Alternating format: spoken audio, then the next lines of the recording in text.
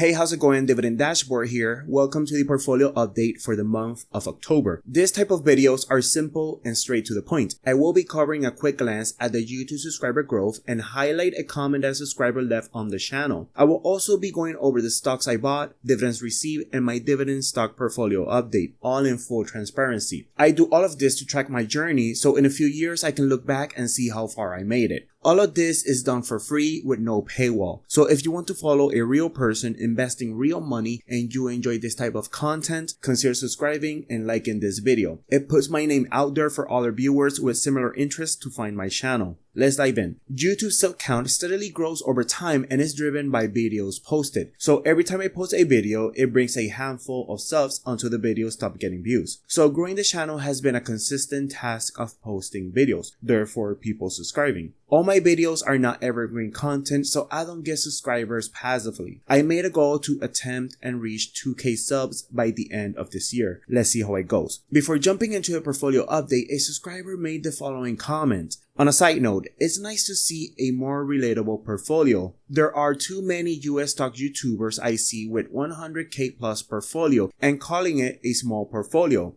First, thank you for your kind comment. If my investing journey can inspire others to follow along or simply start investing, that's a win for me. I am a normal person living a regular life, taking a small portion of my income and invest it. So it feels nice to feel relatable to other viewers and feel like they are talking to a friend about investing. Comments like this makes this journey worthwhile. Moving on to the portfolio update, this month had little to no action. I bought a small tranche of one of my core holdings, Google. I bought 0.12 shares of this amazing company. Google is a high quality compounding machine to own in your portfolio. The business model allows the company to amass tons of cash flow quarter by quarter, and it doesn't seem to slow down. The company makes so much money that they started paying a dividend this year, and I am positive that it will be a growing dividend. I will continue to buy Google and make it one of my top holdings in this portfolio. For the month of October, 6 companies paid me a dividend. Nike, $2.54. JP Morgan Chase, $7.44. Coca-Cola, $1.56. Automatic Data Processing, $1.44. Kimberly-Clark, $5. And Realty Income, $5.76. For a total amount of $23.76 in dividends for the month of October 2024.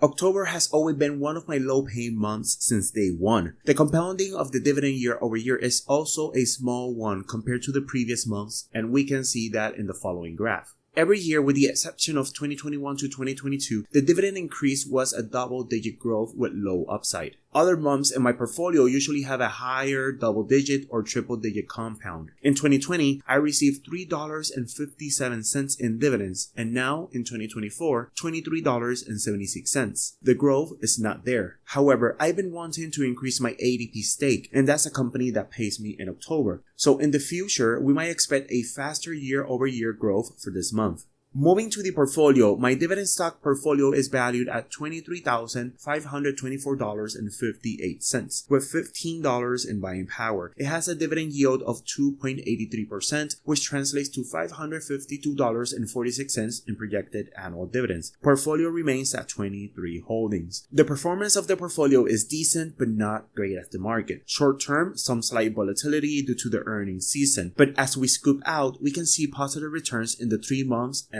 year-to-date mark. Now, I'm showing you my 23 holdings, a solid combination of blue-chip companies with high-quality compounding businesses. Most of the companies in this portfolio are recognizable brands, so most of the names should not be new to you. The portfolio is heavy in consumer defensive, which brings low volatility but limited growth. So I'm slowly reducing that allocation and increasing into tech, which is one, if not the highest growth in the market. My core holdings are Visa, MasterCard, and Google, which takes around 15% of my portfolio. And to be honest, I want to increase that. 15% is low for me. I want to aim for more than 50% with my core holdings. Those companies are the ones who will help me take this portfolio to a new level. I know that I have to do some consolidation in this portfolio, and that will happen soon. Just give me time to analyze some things. Current top 3 holdings by allocations, we have Hershey's with 10.78%, Starbucks with 7.69%, and MasterCard with 7.33%.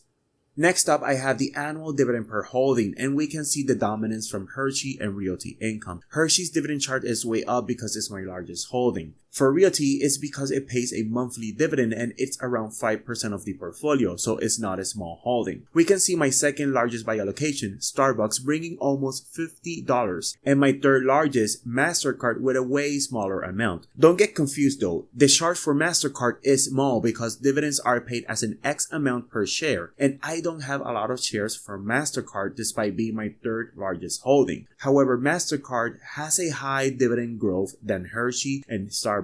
So as time goes on, you will see that MasterCard dividend will stack up quickly. Overall, most of the holdings are bringing a decent dividend with a big group nearing the $40 mark. Now for the total return. In the previous update, we were more in the green than this update. Again, this is because of the earnings season. A lot of companies report their earnings and some of my holdings reported in the same week, bringing volatility to the stock market. For example, in the previous update, my Apple position was at 100% gains. Now it's sitting at around 46%. Volatility is part of investing, and as time passes, you will become more used to it. I only have 4 holdings in the red: Johnson & Johnson, Nike, Hershey's, and Pepsi. Similar to the previous update, I am not concerned as companies can rebound pretty quickly, especially for Hershey's. Overall, most of the portfolio is in the green with tons of unrealized gains, and I am confident that those gains will continue to increase as time passes. The same with my dividend payments. That will be it for this video. Thank you so much if you made it to the end. Remember to like, subscribe, or comment if you have any doubts. Thanks for watching, and I'll see you in the next one.